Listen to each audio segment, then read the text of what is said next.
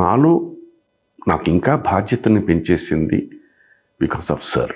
ఆ కుటుంబానికి నేను బంధుత్వం అవడం. ఎందుకంటే నేను ఏమి చేసినా తప్పనండి రైట్ అనండి, ఫస్ట్ అండ్ ఫార్మోస్ట్ వారి పేర్లు అవుతారు.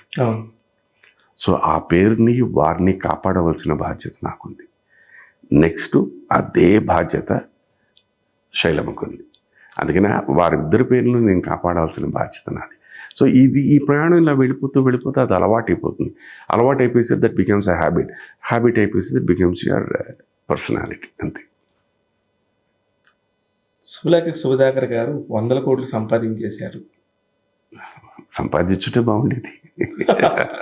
ఎలా ఉంది sir? How is life? Good అండి. Financially comfortable.